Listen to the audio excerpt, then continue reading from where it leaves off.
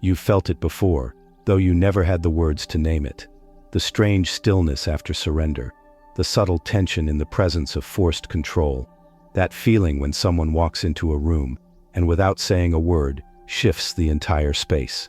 Not because of what they wear, not because of what they do, but because of what they radiate. It's not charisma, not psychology. It's something older, something elemental, masculine and feminine energy, not gender, not identity, not physical sex or cultural roles, but forces, archetypes, the magnetic dance between presence and flow, initiation and receptivity, structure and surrender. These energies aren't human inventions. They're woven into the fabric of existence, into nature, matter, thought, and even light. The ancients understood this, that creation itself is born from polarity, that nothing manifests without the union of opposites. In the Hermetic tradition, this principle was called the law of gender. Gender is in everything, the Kybalion says. Everything has its masculine and feminine principles. Gender manifests on all planes. But today, this truth has been hidden, confused, distorted, turned into ideology, turned into politics. And in that confusion, most of us have lost something far more precious than belief. We've lost inner harmony. We've become split, men over-identifying with force, cut off from feeling, women over-identifying with emotion, starving for grounding, or worse, both rejecting their core polarity entirely, walking through life unrooted, overcompensating, endlessly at war with themselves. And here's the most important part. Most of this fragmentation is unconscious. It plays out in relationships, in ambition, in sexuality, even in how you breathe. Later in this video, we'll go deep into the real reason so many people are addicted to chaos in love, why they confuse spark with trauma, and how distorted gender energy keeps recreating the same emotional loops again and again. But to understand all that, we have to go back. Back to when gender had nothing to do with sex. Back to before culture, before language. To when energy had no name, but all the power in the world. Long before the body. Before anatomy, culture, identity, or language. There was a rhythm, a cosmic pulse, a wave of stillness and movement, a breath made of light and shadow, contraction and expansion, masculine and feminine. They weren't called that, of course. There were no words yet, only patterns, frequencies, archetypal motion. But everything that has ever existed, stars, cells, souls, arose from that polarity. The masculine principle, active, forward-moving, initiating, stable. The feminine, receptive, cyclical, nurturing, magnetic. Not opposites, complements, each meaningless without the other, each powerless without the other, each yearning to return to balance. Physics hints at it. Positive and negative charges, matter and antimatter, spin and counterspin. The balance of polarity, not just as structure, but as consciousness. And on the metaphysical plane, the law of gender governs thought, creation, manifestation. Nothing is born, idea, human, or universe, without the union of the inner masculine and the inner feminine. The masculine holds the container. The feminine fills it with life. The masculine speaks the word. The feminine makes it flesh. You do this every day. You just don't realize it. Every time you have an insight and then act on it, you've combined inner polarity.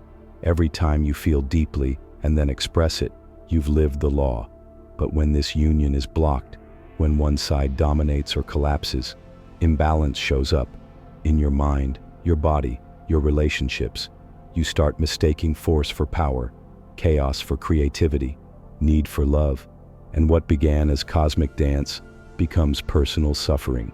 This isn't philosophy, it's pattern, it's law, and most of us have been breaking it our entire lives without ever knowing what it was. Everyone carries both.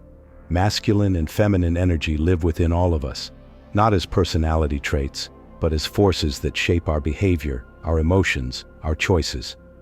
But here's the paradox. Most people are not expressing their dominant polarity. They're reacting against it. You might have a feminine core, fluid, intuitive, emotionally expansive, but you've spent years trying to be logical, hard, structured, because that's what the world rewarded. You might carry a masculine core, grounded, focused, directional, but you've been pushed to soften, to become endlessly available, to dilute your edge. Why? Because we've mistaken balance for neutrality, and in doing so, we've severed ourselves from the truth of who we are. When you suppress your dominant energy, you become unstable, internally and relationally. The feminine becomes over-emotional, uncontained, anxious. The masculine becomes rigid, disconnected, aggressive. One collapses into chaos, the other becomes a cage, and this internal imbalance doesn't stay inside. It shows up in every area of your life, in your relationships, where polarity dies and attraction fades, in your purpose, where indecision paralyzes your movement, in your self-worth, where you're either proving too much or shrinking too small. Most people try to fix these symptoms externally. They read communication tips, they journal, they meditate, they attend workshops. But if the core is misaligned, no practice can compensate for energetic distortion. Real change begins when you reclaim the truth of your essence, not by choosing one energy and abandoning the other, but by letting the dominant one lead and letting the complementary one support. Think of it like a river.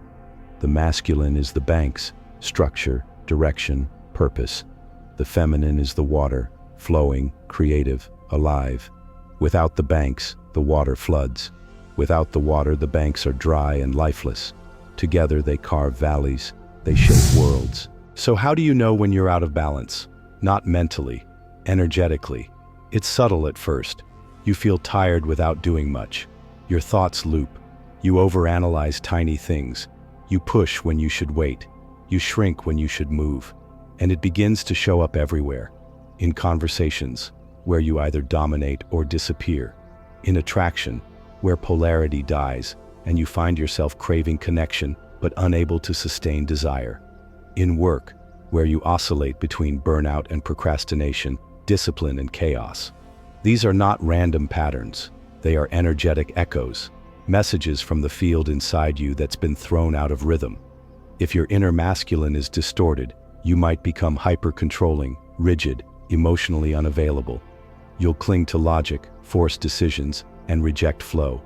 You'll mistake control for safety and feel threatened by surrender. If your inner feminine is distorted, you might fall into emotional chaos, indecision, or self-abandonment. You'll wait too long, say too little, and allow your boundaries to dissolve in the name of love or peace. In both cases, you'll feel empty, not because something's missing from your life, but because something's misaligned within your field. And here's the part most people miss. The imbalance doesn't mean one energy is wrong.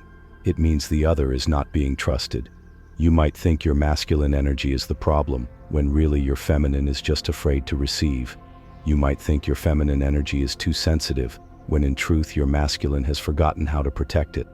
These distortions don't just cause pain, they create identity. You begin to believe that you are your imbalance, that the anxiety, control, numbness, or over-emotion is who you are. It isn't. It's a pattern, a shield, a signal that part of you has been left behind. And healing doesn't come from fixing it. It comes from calling it back home. Restoring balance doesn't mean becoming neutral. It means becoming whole. And to do that, you don't just adjust your actions. You restore your energy field. So let's start with a truth most people avoid. Healing your inner masculine doesn't mean becoming more alpha. It means learning to hold, to ground, to remain still while the storm passes, without needing to fix, dominate, or run. The healed masculine is not hard. It is unshakable. It doesn't suppress emotion. It contains it. It listens. It chooses. It protects without possession. It says, I am here. I do not flinch. And the healed feminine, she's not weak. She's not passive. She is the storm and the silence between waves. She creates not from desperation, but from abundance. She receives not out of helplessness, but because she knows she is the source. She feels deeply, wildly, and lets it move through her without drowning in it or dramatizing it. She says, I flow, I trust, I birth. And when these two meet, when they recognize each other not as enemies, but as lovers, not as imbalance, but as sacred rhythm. Something returns, power, but not the kind you use to control others, the kind that turns a fractured self into a sovereign one. This is why balance isn't about perfection, it's about reunion. Let your masculine create the structure of your day. Let your feminine color it with intuition. Let your masculine say no when something threatens your peace. Let your feminine say yes when life invites expansion. You don't need to be less of one to be more of the other. You need to stop pretending you're only half of what you are. This work isn't about gender. It's about returning to the origin of your energy, to the way your soul was designed before the noise began. Look closely at most relationships, and you'll find not love, but polarity distortion. One partner overgiving, the other withdrawing, one carrying the emotional weight of two, the other growing numb in self-protection, and all of it traced back to one thing: energetic misalignment. When masculine and feminine energy are balanced within, attraction is magnetic, communication flows, presence deepens. But when one or both people are unbalanced internally, the relationship becomes a battlefield, or worse, a vacuum. Let's break it down. If you suppress your feminine, you'll struggle to receive love. You'll interpret care as control. Vulnerability will feel dangerous. And even in intimacy, you'll stay guarded, giving your body, but not your field. If you suppress your masculine, you'll avoid confrontation. You'll lose your center in someone else's chaos. You'll become passive, not from peace, but from fear of being too much. And what happens then? You attract partners who reflect your imbalance, not because life is cruel, but because your frequency is calling in a mirror. This is why so many women end up with emotionally unavailable men. Their own masculine is ungrounded or collapsed. And why so many men are drawn to chaos they try to fix.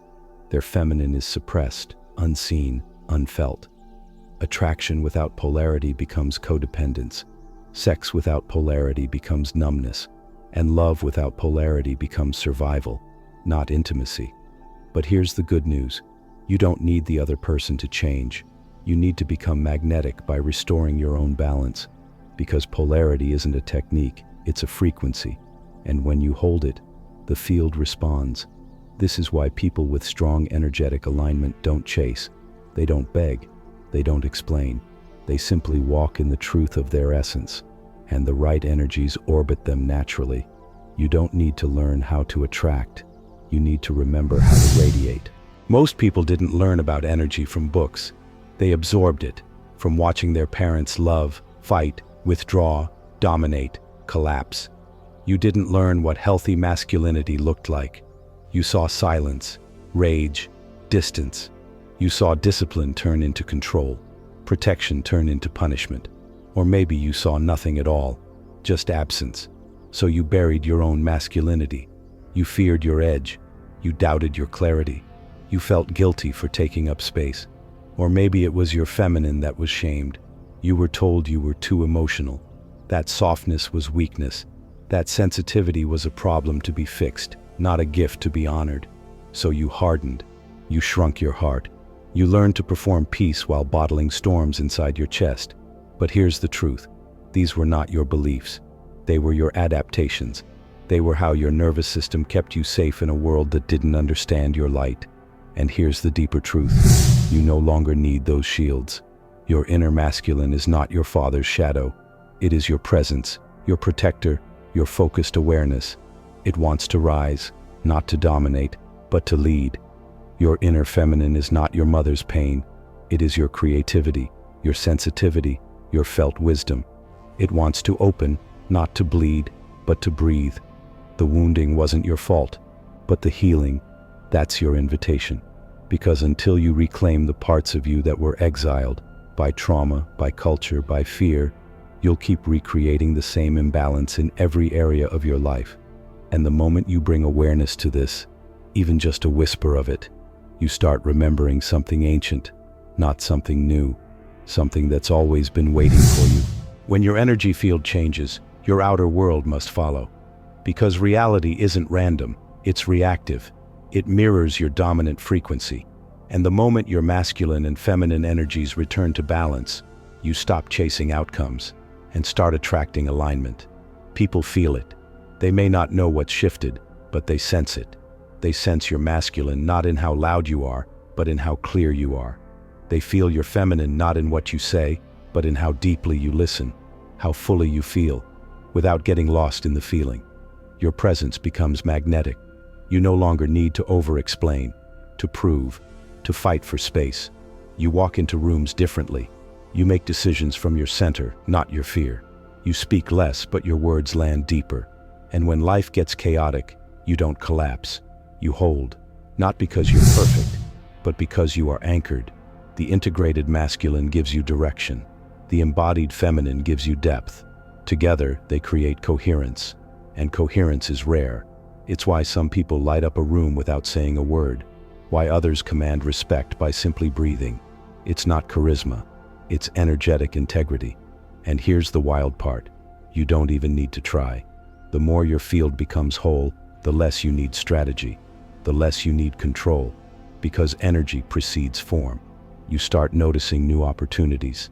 Not because they suddenly appeared, but because your field is now finally a match for them. This is where life becomes ceremony. Where every choice, every yes or no, is a dance between the sacred poles within you. And the more you honor that dance, the more life begins to move in rhythm with your soul. Knowing about energy changes nothing. Living it changes everything. So how do you begin?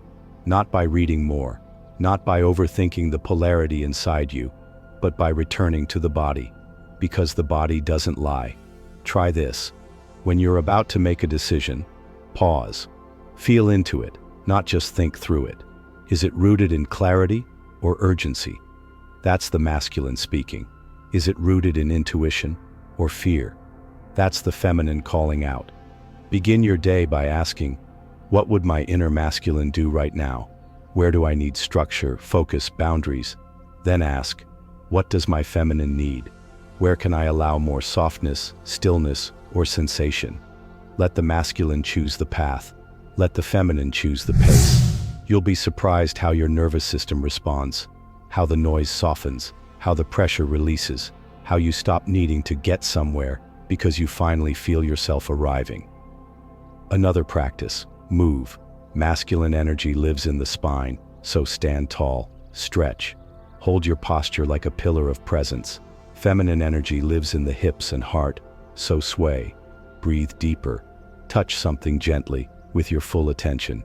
Energy isn't just a concept, it's a texture, a rhythm, a response pattern. And when you begin to feel it, really feel it, you realize something profound. You were never missing power, you were just leaking it. By abandoning the half of you that was waiting to be remembered. You were never meant to live split. Half wild, half numb. Half knowing, half afraid. You were born with both energies, not to battle, but to build. Not to suppress, but to remember. Because when your masculine and feminine stop fighting, creation begins. You begin. This isn't about becoming balanced like a scale. It's about becoming true. In your stillness and your storm. In your structure and your surrender. That's where real power lives. Not in dominance, not in submission, but in union. The kind of union that makes your body feel safe to open. The kind that makes your mind quiet down without being silenced. The kind that makes your soul whisper, I remember now. And when you remember, everything else begins to remember you. Opportunities find you. Alignment meets you. Love, not the kind that burns and fades, but the kind that sees, appears without you needing to chase it. Because energy doesn't lie. And when you become whole, you start drawing in wholeness. So ask yourself now, where have I exiled part of myself? Which energy have I silenced? And am I ready to call it back? Say it, write it, let your body feel it. Because the moment you choose integration, the field around you shifts. You won't need to explain it. People will feel it. And if this message stirred something ancient in you, if part of you feels like it's finally been named, then don't keep it quiet. Comment below. Tell the energy what it woke up in you. And subscribe. Not for more content, but to stay in the frequency of your own remembering. This isn't just a video, it's a signal. And you're you're already tuning in.